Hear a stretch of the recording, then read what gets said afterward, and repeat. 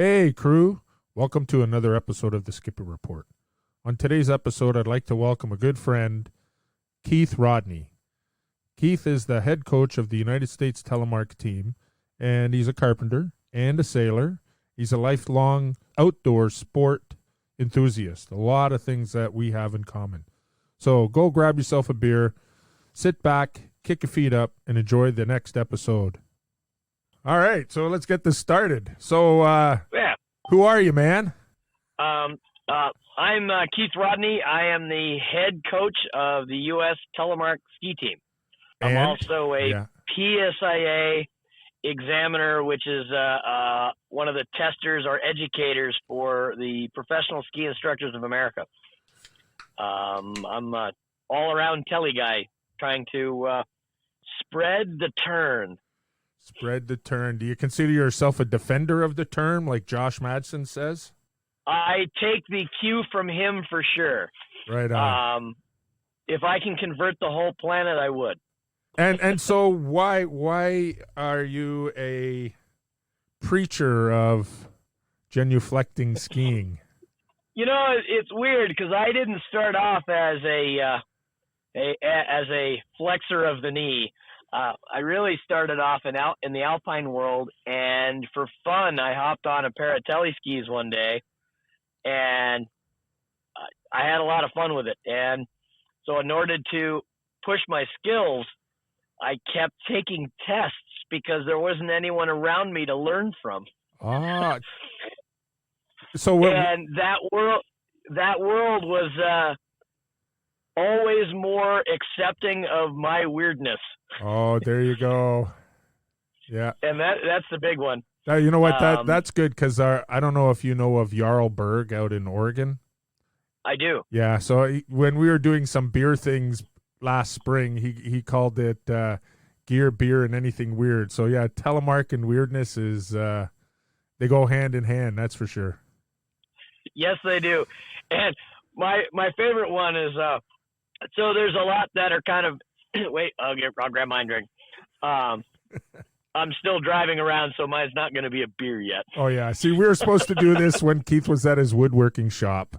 And I know. we're going to be having beer, but I guess his plans changed a little bit. He's just come you just came off the ski hill, right? I'm off of skiing at Haystack. Right. In the southern Vermont area, I didn't have a lot of access to other tele skiers to improve my skills. So I. How long ago was this? What year? 98, 99. All right. And so I started taking some PSIA, some instructor courses, because the alpine side is kind of the thing we do. And I got sucked in pretty good with a gentleman named John Tidd. Okay. The Grand Master of Tele. And so through that, the telemark side has always been more accepting of my weirdness, like I mentioned earlier. Right. And I kept going, and they kept saying, cool, keep going with it. And that brings me to being the head coach on the U.S. Tele team. Nice. And that's how we met, because I remember Tabby Friedman had put out something on Facebook a few years ago about your training camp. And so we had the two Keiths and me, so two tall guys and a short dude. That's right. That's right. Yeah, and it was quite the drive. I'd never been down to Mount Snow. It took me 10 hours to get there. And I know Scott Miller, who's also on the team, he lives maybe 50 miles away from me, but it takes about 4 hours to drive there because we got this gigantic body of water between us. Oh, I know. Yeah. And flying cars don't exist yet. Yeah, yeah. But it was kind of funny. There was an accident on the road going over what's the town right south of, is it Wilmington? Or yes. Okay, yeah. So we were heading towards Wilmington, and we were going over the mountains, and we got stuck because there was a crash somewhere, and we realized when we were talking we were about 100 feet apart in this traffic jam on this mountain road. Yeah, so it was pretty funny. Oh, nice. Yeah, yeah.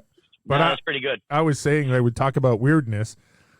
Tabby had invited people down there, so I inquired about it. I figured it out when I showed up. And my kids are like, "Who's this person you're going to ski with, Dad? Or stay with?" And I said, "I don't know. Her name is Tabby Friedman. I just bring my sleeping bag, crash on her couch, and my wife Sean goes, "Yeah, remember your dad's a telemark skier. They're all weird." Yes, we are. I've been to many events where I've slept in my truck. Oh, have you? I haven't slept in my truck yet. I haven't. Well, but I fit along those. I can go sideways in my truck comfortably. You can't. Well, you know what? You would like my new truck. I have a 2019 Super Duty diesel, and they made the back area wider, so when I flip the seats up, I think I could almost squish a twin size bed back there. Oh my goodness. Yeah. I was like, whoa, man, there's so much room in there. So it's I carry a lot of tools and lots of room. So yeah, I had to upgrade my truck as well. Oh, did you? Yeah, so instead of the big blue Ford, I now have a large black Chevy. My problem is the bed's a little short. Right. For skis, not much. Right. They touch the tailgate. And those are your skis. No, those are my skis, and they're not my race skis. My race skis have to go at a slight angle to work. It's like, oh. So our listeners don't know us. I'm 6'6", and how tall are you, Keith? I'm 5'5" when I'm in my gear. No, I'm 5'5", but I make sure I have a lot of lifts in my equipment, so I look 5'8". Oh, I see. Yeah, I don't hit my head on things. No. I was going to ask you, like, your sports background growing up. What sorts of sports did you do? So what's weird is, although I've always been really, when it comes to physical activities, I've always been very quick to pick them up. Yep. But I really wasn't a dominant. I didn't like people to tell me what to do. Right. So I didn't actually spend much time. I played softball or baseball as a kid. Right. And then American soccer. But that's stuff you're forced into doing whether you want to or not. Everyone had to do it where I was. Right. I played football for 11 hours. American football for 11 hours. The problem with American football is I didn't like the idea of a guy with a helmet hitting me in the head when I was much stronger and could throw him out of the way. Right. But you weren't allowed to grab the helmet and throw them around. Maybe you should have tried out for the WWE. Well, in college, I went on to I played college rugby for 3 years. Oh, there you go. Yeah, you know what? There's a huge difference between North American football and rugby. You know, my girls played rugby, and it's not such a collision sport as football. It's more grappling and dragging. There are some horrendous crashes, but yeah, I would say the men's rugby is less dragging, but plenty of grappling. Right. The women I've watched, they drag around each other. It's hardcore. Yeah.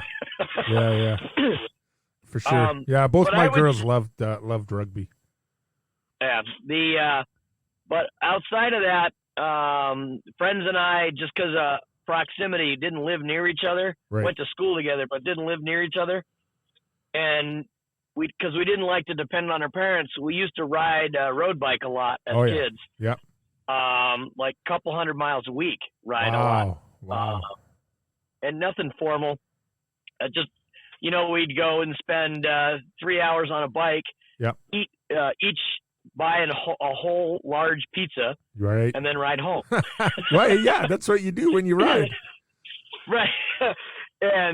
And then when I was 17, my dad's like, "Hey, let's try skiing."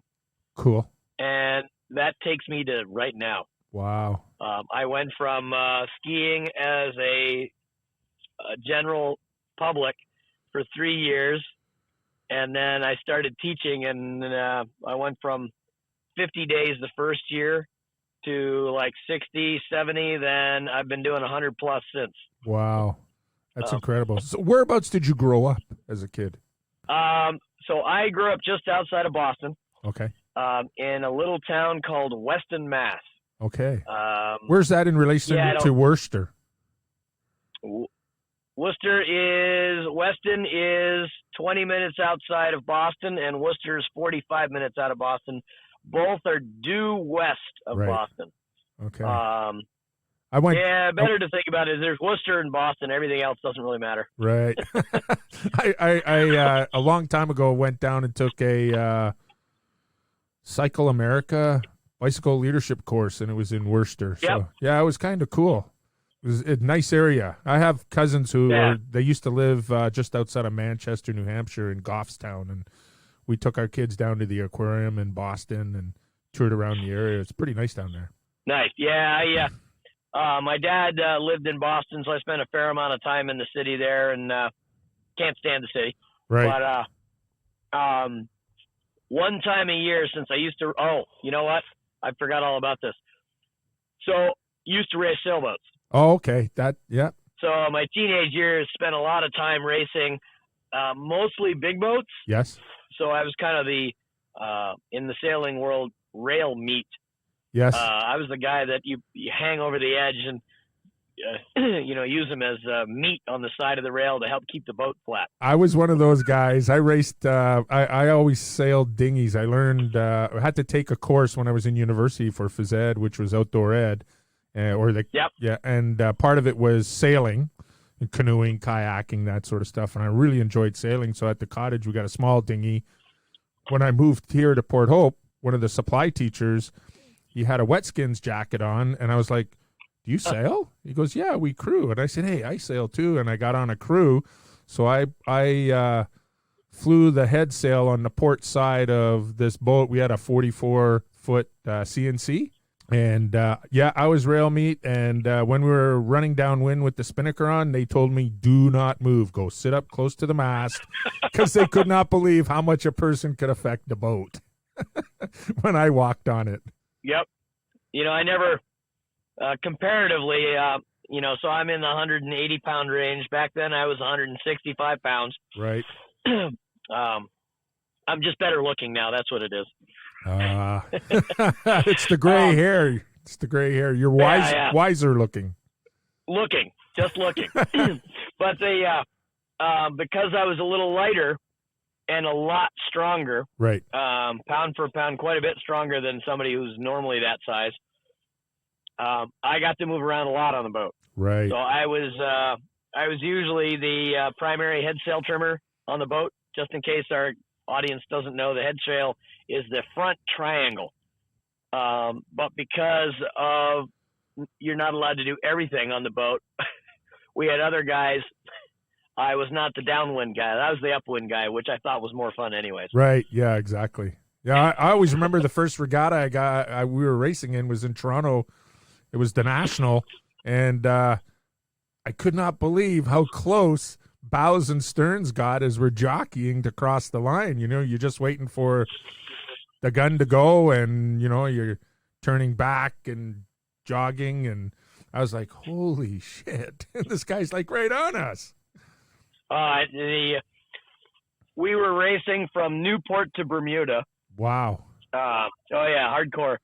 And so we're, 15 hours offshore doing 40 knots, which you're flying. Yeah. So it's so for the audience, just in case they don't know, boats have a speed at which is optimal for them. And when you move beyond what the hull is designed to handle, the boat starts to vibrate because air gets between the water and the hull. Right. And so the boat vibrates. So our boat was doing that. We're at 40 knots. The boat's designed for 35. And we did that for 5 hours. Wow. And we got off. You got used to it. When you got to land again, you're just like, this is a weird sensation. Yeah, you know what? We would race out in Lake Ontario. We'd go down to Kingston, and they'd have this regatta.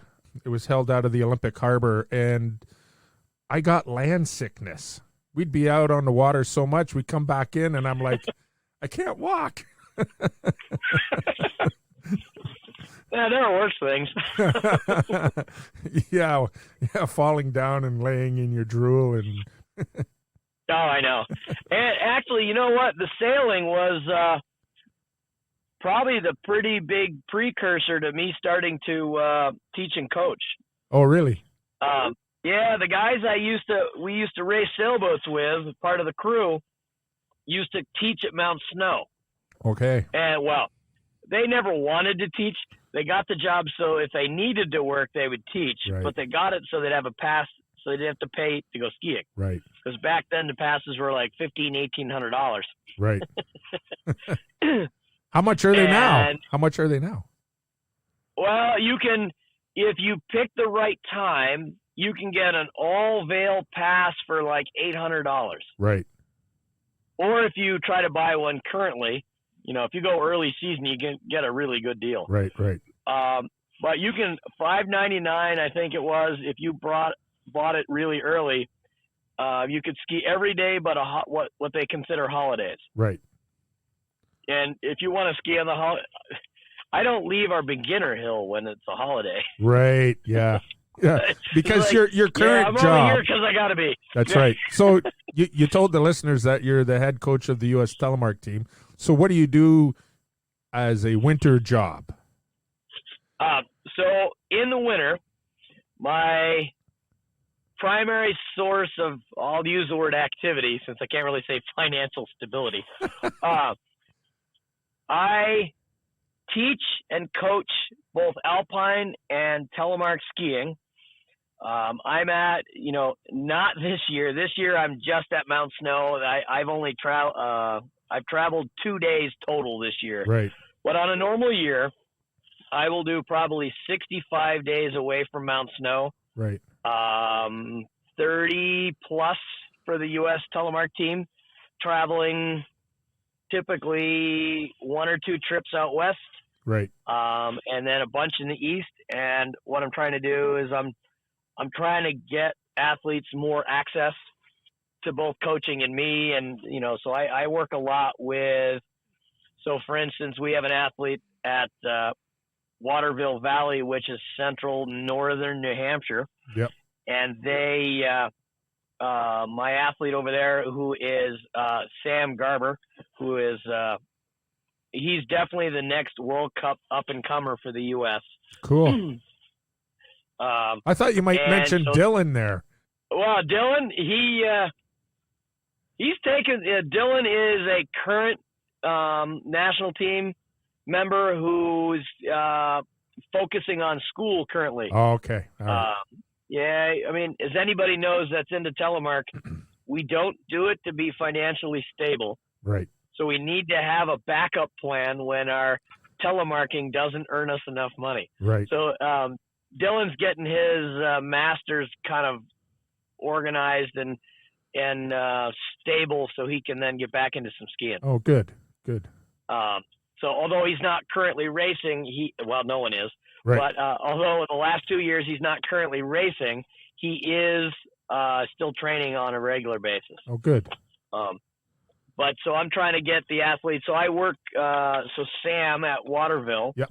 He has a coach up there, an alpine coach that he works with pretty regularly, and probably this year it's more, but it's usually 2 days a week, if not 4. Right. Okay. This year it's 4 days a week because of COVID. And so he and me and the coach and Sam interact with each other probably once a month. Right. Just kind of taking a look at making sure the coach is on track with what he sees and what he's trying to coach. So exactly how does that work when you're working with an alpine coach? Yeah. In the teleword, because racing is racing, right? Going around gates and all that sort of stuff is all the same, so whether it's alpine or telemark. Yeah, in my mind, it really very much is. So what the skis do in the snow is the same. Well, the physics of it's the same regardless of sport. Yeah. There is some mechanical differences on what happens on the inside half of the body. Teleworld is the back foot. Yeah. But we're heavily focusing on the outside foot, the front foot. Right. And that's where a lot more power is coming from with Tele. And that's kind of the big emphasis there. Okay. And so making sure that the coach feels comfortable giving Sam the feedback. Right. It's surprising how many really top-notch coaches don't trust what they're seeing. Right. And that I would say that 99% of the time it is with an upper-level coach to an upper-level athlete, it is the trust when you're crossing from one discipline to another. Right. They don't trust that the feedback they're giving you is going to be right. Right. And so I mostly spend a lot of time reassuring the coach. Right. and how does an athlete, and I should probably ask Sam this because he'd be able to tell me better, like their knowledge, like they have to be able to take what the Alpine coach is saying and kind of transition it in their brain and apply it to Telemark, right? Or is the coach using the terms as if you would be on the hill too? Because of the amount of Alpine coaching I do, yeah. I talk about line in the gates, and that's the same regardless of discipline. I talk about how the tip and the tail of the ski are tracking compared to each other. What's nice, though, is at that higher level, I don't really need to talk about how we are managing fore aft, which is our lead change for Kelly. Yeah. Because the athlete's already there. Yeah, so the athlete's level. got that big level movement, and so now it's just nuance. Right. When I tell my athlete, I need you to get on an edge a little sooner, ideally I shouldn't need to tell him how. Right. At least not at Sam's level. Right. So by the time my athletes make it to the national level, our national team, they do have some internally driven teaching skills. Right. So they can actually, they're starting to develop awareness of what they're doing and being able to adjust their own skiing. Right. Now with our development athletes, the younger kids, I spend a lot of time teaching the how, and basically showing them how to ski not just on the back foot, but how to ski on the front foot as well. Right. We do in Alpine. It's the same thing. We have to teach the athletes to go from the young kids how to go from 2 foot to outside foot. Right. And Telly, it's back foot to the outside foot. Right. Or back to front, which is. Yeah, because you know what? It's like, Josh always talks about it's skiing. It's just a different strategy or a different technique. And when you get to a certain level in telemark skiing and you're proficient, you know how to put weight and carve that or weight that inside edge on the back foot that most novices or beginners just kind of let flop around back there, right? Yep, very much so. And I would say that's owning the back foot. Yeah, is the difference that takes us from a beginner to an intermediate. Right. That's kind of one of the bigger elements, and that's to me when I'm teaching, not the coaching part, but when I'm teaching, that's the most fun. Is when you see their eyeballs go big and wide. Right. Oh my God, that's how I stand on that foot. That's right. And it's usually in a single turn. Yeah. And then they're done and they're going, why the hell haven't I always been doing that? That's what I've been trying to tell you. Yeah. Because like I teach also, and I remember I would tell people that they have to get in an athletic stance to begin with. So I would say to them, have you ever played volleyball? Receive, when you're receiving the volleyball, get in that position. Or if you're a wrestler, it's like wrestle ready, or basketball, it's defense. So I would always take pictures or a video of them, and then I'd play it back, and they're like, oh, I need to get lower. Yeah, exactly. That's what I've been telling you for the last 3 weeks. Yes, it really is. Yeah, and I use a lot of video feedback, and I know that you're using that a lot more now during COVID times, right? Because you're coaching athletes. Oh, absolutely. Yeah, you're getting video from them, analyzing it, and then commenting and sending it back to them. While we've been on the call, I've had 2 athletes just submitted some more footage from this last weekend. Oh, nice. So now, currently, the U.S. team's got 38 athletes, and I get 3 or 4 athletes a week. Nice. most of which are the same athletes. Right. Yeah. So there's a lot more I should be getting, but I'm not. Right. That was like school in the beginning of COVID times. It's like, we got these classes going. And up here in Canada, they said, whatever your marks were on April 1st, that's what they'll be in June. And so a lot of kids, they're like, why am I on this Zoom call or in this Zoom class doing all this work when I already got my final marks? That's freaking great. See ya. Exactly. As kids, we'd be out there all the time then, skiing, snowshoe, whatever. Well, I'm thinking that probably you and I were anyways. Yeah, for sure. Yeah. Maybe on the water, though. Yeah. Yeah, but now my biggest challenge is if I could find a state where I could hit the ocean and the snow, I'd probably never really have a job. Well, wouldn't that be Washington? Yeah, but it rains too much. Oh, yeah, for sure. Well, that's at lower elevations, because I remember I had gone out to Sean's family's reunion and a wedding on Vancouver Island, and so we surfed in Tofino, or I tried, and then the next day I was skiing Mount Baker in Washington. It was pretty rad. Oh, nice. Yeah, I would love to kind of move out west. Yeah. All my family's here, and my wife said no. Right. It's the second one that was the bigger pushes. I kind of like hanging out with her. Yep. And the other thing is, in the East Coast, there is quite a bit more access to traveling to other ski areas without having to do plane rides or really, like, in Colorado, everything's at least 4 hours away. Exactly. Yeah. Cause you've got to go, so many hours this way down and then so many hours back it's like me going to go visit Scott Miller. Right. Yeah. But, even Eastern Canada, eastern part of Canada, I would say within 4 hours, how many ski areas might you be able to get to in 4 hours? It's a bunch more than we would anywhere else. At my cottage, like I'm right on the Quebec-Vermont border, and when I sit at my waterfront, I see the top of Owl's Head in behind the mountain that's on the other side of the lake. 20 minutes away is Mount Orford. 50 minutes away is Jay Peak.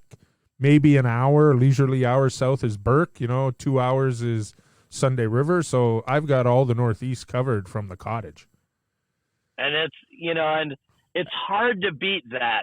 Yeah. And even a long commute down to Mount Snow, which is 3 hours. And it's 3 hours is just enough that you think about, maybe I should stay the night. Exactly. That's right. Yep. But so for me, 3 hours, I have like 70 skiers. Oh yeah, for sure. Yep. They don't have to be big either, right? They don't have to be big. No, a lot of them are really little. And for the guests that are listening, I mean, my fingers barely have space between them. That's right. Yeah, because you know what? I didn't really grow up in the alpine world. I was a Nordic skier in Quebec. And when we moved to Ontario, there's this little hill. It was called Kirby Ski Club.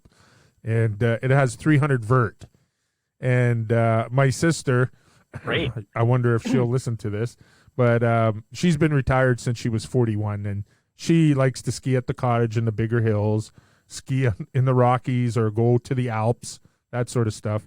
One March break, we were skiing with her at Mount Orford, and she's like, holy cow, are you guys ever good skiers? Like even the girls. And I told her, I said, it doesn't matter where you get a turn, so even though we have this, you get some. That's right. And you know what? At one point we had 3 boys in the snowboard World Cup out of our little hill. Nice. So yeah, it was awesome. Yeah, I always say, even in town when it's a snow day, it's been snowing heavily and the buses are canceled, the kids all know Mr. Woods is going home to get his gear and do some turns at lunchtime because there's this perfect pitch on the side of a road with trees as gates, and I usually figure 8 them, and they go home at the end of the day and they're like, yep, you were out skiing in town. Yes.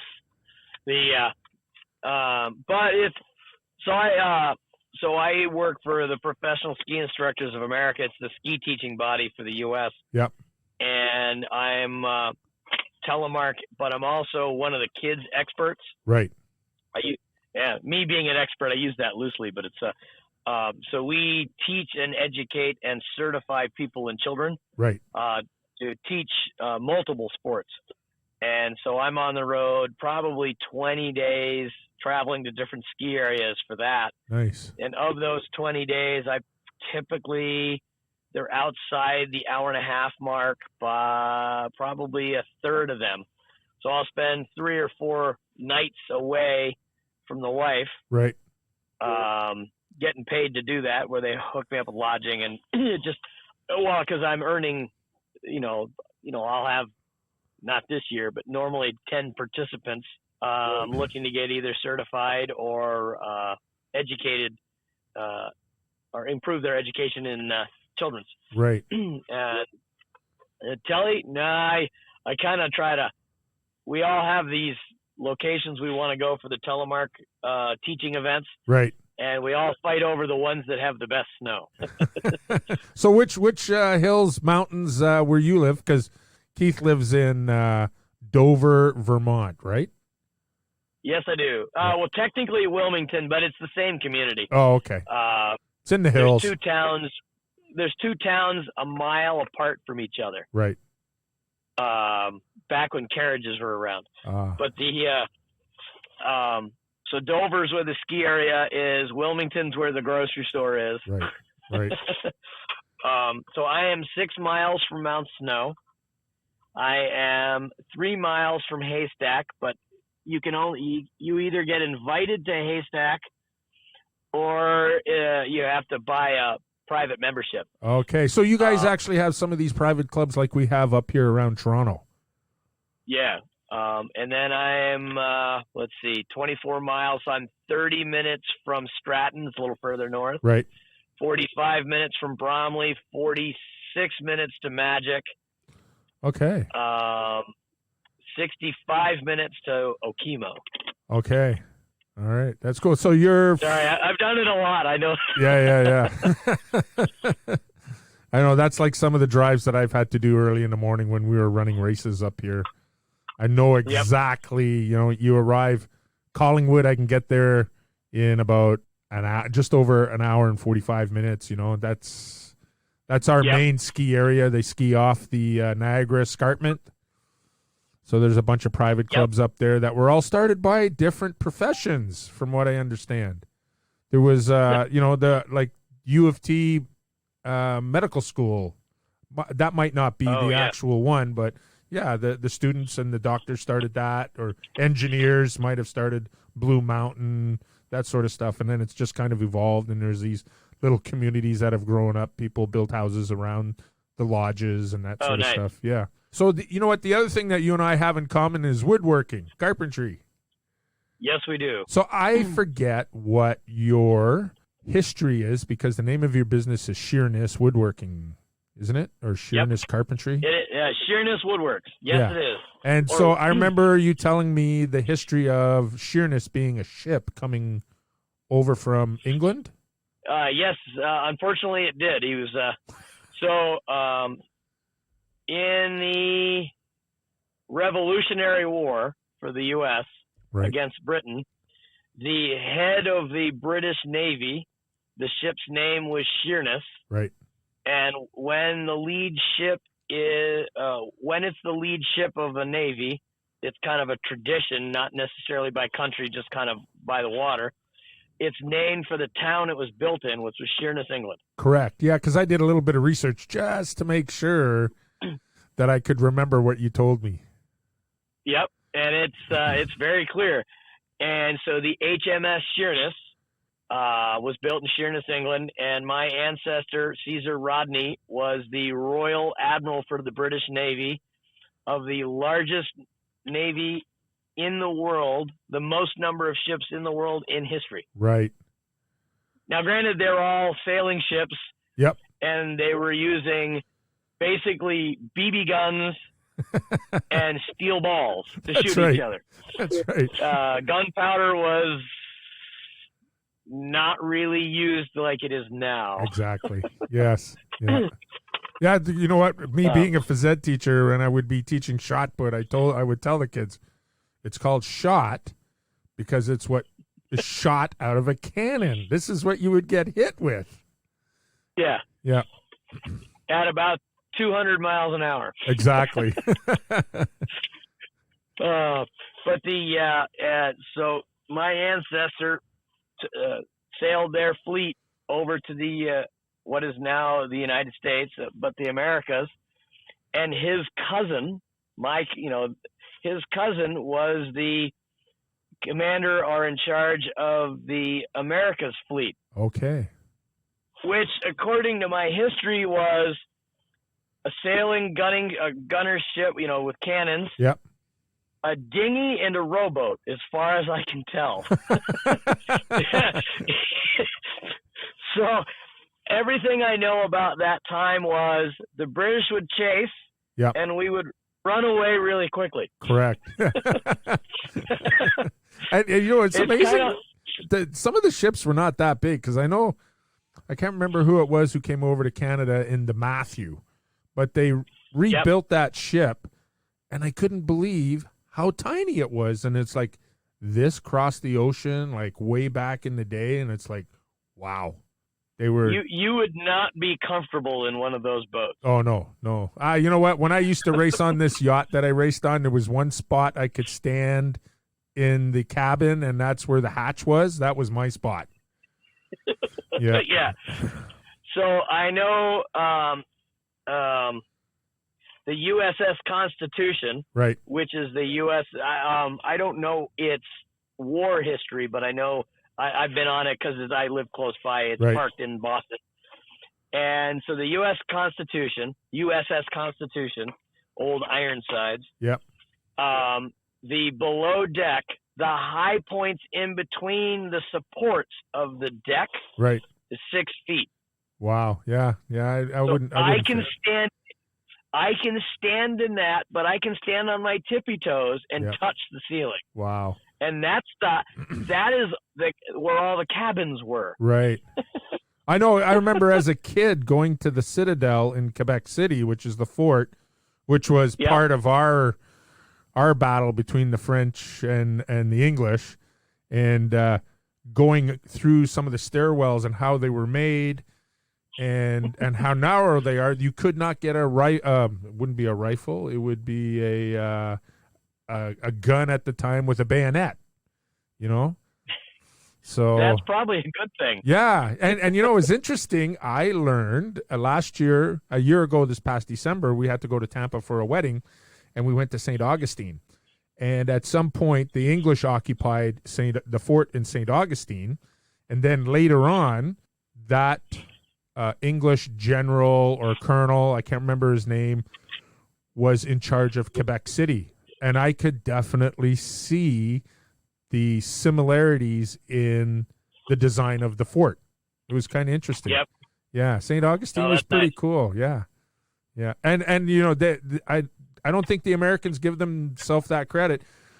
St. Augustine, they always say it's the oldest city in America, but really it's the oldest city in North America. Yeah.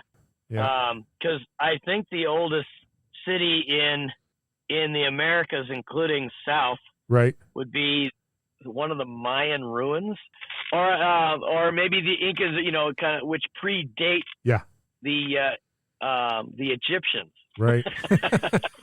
So it's like, Yep. So I think old is relative. Yeah, exactly. In the U.S., it's Boston, and it's not that old. Yeah. Well, you know what? It's interesting because, part of my minor in my degree is history. And I really enjoy history. And when we were coming home from Florida last year, we drove to Tampa for a wedding. It took us 5 days to get there because we decided that we would crisscross the interstates and try not to go in the interstate as much. And so we did the same thing coming home. And we stayed in Virginia on the way home, just outside of Charlottesville, I think. It's incredible, all the rich history from the Civil War that was there. The number of battles that took place in close proximity to each other, and the number of presidential estates where different presidents grew up or where they lived and that sort of stuff. It was quite incredible. I can't wait to get back down there. I'd like to get the border open. I I definitely would as well. I had this huge intention. I was going to bring, was it Renee that was going to run? Trying to remember who it was. We were going to run it. We were going to have a telemark race up in Canada. Yeah.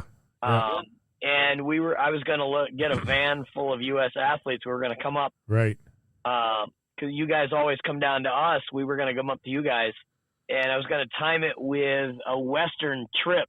Oh, yeah. To Holiday Valley, which I heard is not that far from you. No. Relatively speaking. No, well, it's 3 hours away, but I'm a road warrior. Exactly. Yeah, I'm a road warrior. Yeah. And you know what? We'd get a lot of Ontario people come down to do that because I love skiing at Holiday Valley and Hollymont. That's in Ellicottville. Well, no. What we were going to do is we're going to do a race near you. Oh, yes. Yep. And then I was also, in order to tie in some of that time, I was going to do just kind of a training day at Holiday Valley, as well as some PSIA stuff, and have them pay for my driving. Nice. Nice. And then, so all of that was going to happen this season. Right. We got it all worked out by the 1st of March last year. Right. And then, I don't know, there's this whole thing on the 14th and 15th of March last year. Yep. God damn it. Exactly, yeah.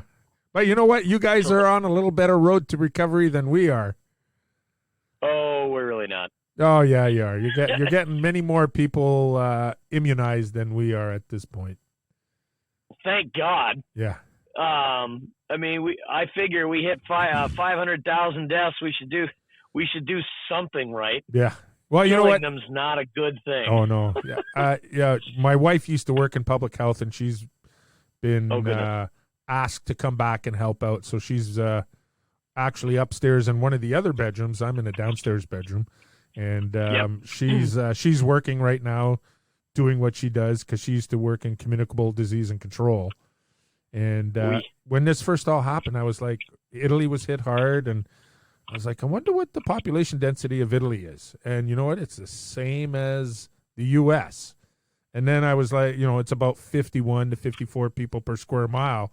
And then I was like, I wonder what Canada is. 4 people per square mile. I said, this is going to be a disease of population density. And sure enough, like Britain in England, I think the entire country of England, or maybe Great Britain, the continent of Great Britain, is or the island of Great Britain, 400 people per square mile. It's like, are you kidding me? Yeah.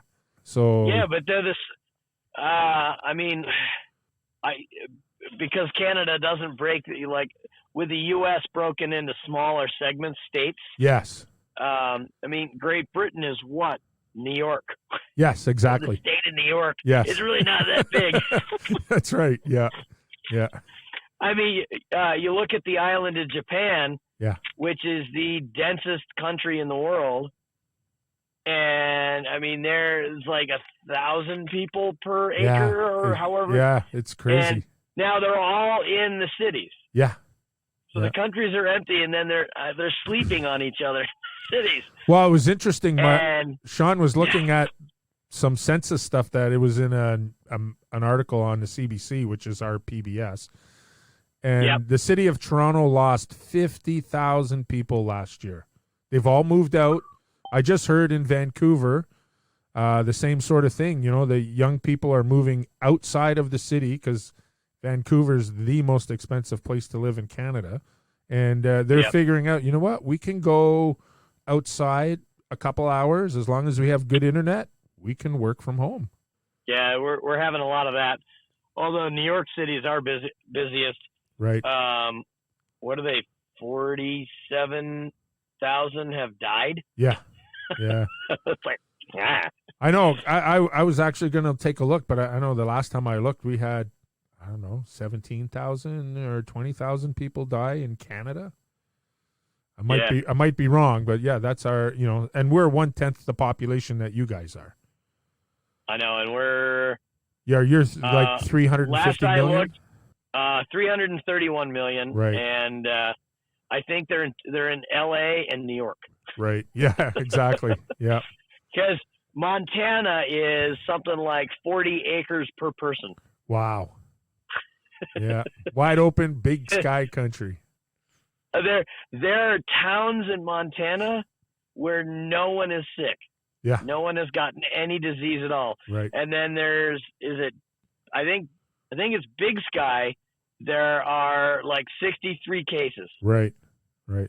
And that's all that Montana's gotten so far. And no one, but they've gotten more deaths than Vermont. Right. Yeah. It's insane. I know Sean is from Thunder Bay, which is not far from Minnesota. And in the beginning of the pandemic, they were doing very well. And now it's just off the hook that's up there because they have a lot of homeless people. And it's I think my brother-in-law, who's a retired police officer from up there, he said, I think there were like 46 cops who had gotten infected. Yeah, like they have the same population that we have in our township, or my wife's area for her public health area unit, which is about 120,000. We have 47 cases, and they have 350 cases. Yeah, so they're not doing so well up there. Yeah, it's that whole practicing. Yeah. You know what? Somebody that's homeless probably doesn't have a lot of access to being clean. Yeah. Yeah, washing hands, staying away from people, that sort of stuff. Yeah. Yeah. Although I bet they want to stay away. Yeah. Hey, I was going to ask you because I don't get to talk to you very often. Your demo team stuff. Yes. So tell it. So that is this year has been a good year for me practicing that. So each country has a teaching-based demo team. Right. Which you will, probably the better way to think about it is the best ski or I want to say best, but it's kind of hard.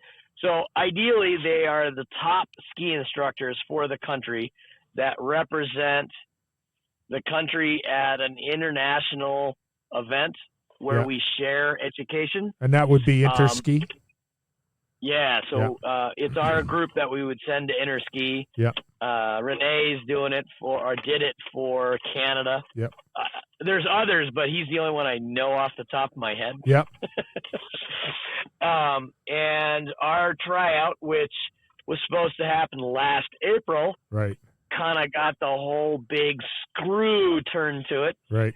And so they shifted it to this year.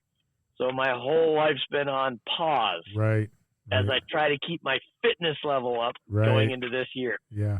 But currently I'm getting ready to try out for the United States PSIA, our teaching demo team. Last time they had 2 team members participate. You know, we don't have a big team for Telemark, but I'm kind of hoping they pick a few more this time just because the group that's trying out, I know them all, and we could very easily take the whole group that's trying out 4. And it actually would be a really, really good representation of what's happening in the U.S. Cool. We've got a Northwestern guy from Jackson Hole. Yep. Who is currently on the team, Grant Bishop. Right. And we have a gentleman named Jim Shaw from Colorado. Mm-hmm. He's from Winter Park, Colorado. And then it'd be 2 Eastern guys, cool. Matt, Charles, and myself. Cool. I think we send more than 4 people. You had 6 actually go to the event last year. Right. I think it maybe even more. Right. I mean, hell, Austria sent 4. Right. Now I will say, I'll say this, although I sarcastically said Austria, for the first time in history, sent Telemark to Interski. Really? And Austria is doing something that I'm kind of chiming in on and seeing how I can apply it to the U.S. So in Austria, all ski team athletes must participate in Telemark. Right, that's right. It's a skill building activity. Yeah. And so for my tryout, we have to do an online presentation, a long one, and then a short one later on, and then a couple on-hill teaching segments. Right. And my long presentation, which is happening the 5th, next Friday, I think it is. Right.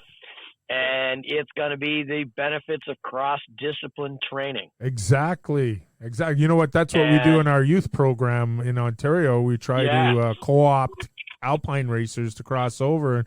There's nothing better than teaching an alpine skier how to ski alpine style on Telemark equipment, because then they really it's suck. Huge for their own skiing. Exactly. It's it's the although I currently have, I've got all the data together for it. Because Professional Ski Instructors of America, their big push currently is the concept of one team, which is all disciplines working together and, sharing their teaching background. Because how we teach is consistent across disciplines. What we teach is what changes. Yeah. And I'm a big believer in that, especially as a tele guy. Yep. So I'm glad that they're catching up with me. Well, you know what? Our Alpine Ski Instructors Association, I think when they get to the highest level of instructorship, when they're going for their that highest level, they have to take Telemark. Really? There's some ammo for you for the PSIA. Really? All right, I'll be calling. Oh, really? Yeah. Ding, ding, ding, ding. Because you know what? There's that might be a little harder to sell. Well, I was going to say there's nothing better about to learn about being centered in ski and balanced on your skis than cross country skiing. Going down a pitch in floppy flip flops. Doesn't need to be on a pitch. Yesterday, I'm on my classic skis. Yep. And I got the wax wrong. Oh. So my wax pocket was too long. Right. For the really soft conditions, and I rolled off a hard track into really soft snow, and my skis stopped short, and I went careening head first into it. A friend of mine calls it doing the ostrich. Oh, I've been there lots of times. Even the last time I was out solo, because I've been grooming my own stuff out where my daughter lives, and I was like, there were some parts I had the wax right. Other parts, it's like, oh man, if I'm going down a hill, make sure it's all the right snow for the wax, because it's just stopping on a dime. Yep. And what was weird, when I got it wrong, I didn't even try it. I couldn't find my wax kit. Oh. So I'm like, all right, I'll just deal with what I got. And I think the last time I went out, it was 8 degrees, and it was 30 the other day. Oh, wow. Yeah. And so the skis would only slide backwards. Yep. I hate that. Awesome. So when you go to kick, and for the audience, just in case they're not Nords, the kick is what gets you going forward. Yep. So when I went to go kick, the skis would only go backwards. Yep. When I needed to glide, they'd freaking stick on me. I'm like, And that's the worst going uphill. Oh, God, it's like, screw it, I'm herringbone. Yeah, yeah. And, for those who don't know, who are listening, as a tele racer, we spend, 30% of the time, roughly, cross-country skiing in our Telemark race gear. That's right. And so, unfortunately, in the U.S., that's kind of our Achilles heel. They all like going downhill with gravity. Right. They all kind of get a little grumpy when we do the skating and climbing part. Right. Yeah. It's more effort. Yeah. Up here in Canada, because I know I've gone in to be part of it as I used to run Telemark Ski Canada, and I always thought it was part of my job just to go and see what the athletes were doing and be involved. And you know what? They work a lot on skating, every week. Yep. They have at least one session of a few hours of skating. Yep. And the hardest part that any real higher end athlete realizes is technique can be done usually during the season. Yep. But strength and stamina can only be done off season. Yes, exactly. And that's the hardest part. And when cross country skiing, it's a lot of aerobic activity. A lot. And it burns a lot of time. And I'm no better than anyone else. Sitting on the couch is so much more fun than going out for a 4-hour run. Right. Exactly. And although I will say there's a couple French guys that have some footage on YouTube, the Lau brothers. Oh, yes. Yep. So Philip and those guys are monsters. His brother's name. Yeah. So they do this thing where they take a car dolly, the little cart that you lie on to go underneath your car. Yep. They kneel on it and put on special work gloves, basically work gloves with a lot of tape. And they use their hands and climb up a hill using their hands to push with. They got that from Eddie Murphy, man. People. Remember that Probably. one movie? What was it? Something Business, I think, or something like that. Yeah, it was Eddie Murphy. Yeah.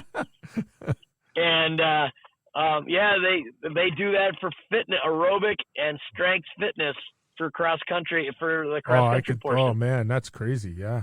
Wow. And it's those activities that make some of those athletes some of the best athletes in the world at what they're doing. Oh, I've seen some of their workout videos, and man, those guys are monsters. Oh, it's awesome. Yeah. And I'll kind of put a big in edge for us. Like right now on the World Cup, the most winning World Cup athlete in the world, as Keith knows, is Amélie Reymond from Switzerland. Yes. On Telemark. Yeah. Not an alpine racer, not a cross country racer. Yeah. Woohoo! And so of the top 5 athletes that race at an international level, we have Telemark, 2 cross country, and then 4th and 5th is alpine. Right. Yep. 5th is Lindsey Vonn. So it doesn't knock Lindsey Vonn. She's the second best alpine athlete in history. Oh yeah. Yeah. And I'm impressed it's a female. So the best alpine athlete and the best telemark athlete are not men, they're women. That's exactly. Yep. Now when you were talking about the cross country, were you thinking of Jessie Diggins? I wasn't, but for the U.S., it is, just in case anyone in that world is listening, I think she is doing beyond a stellar job. I'm so proud to have that athlete, having her on the U.S. team right now. Yeah, you know what? She's killing it this year. My wife grew up with her parents.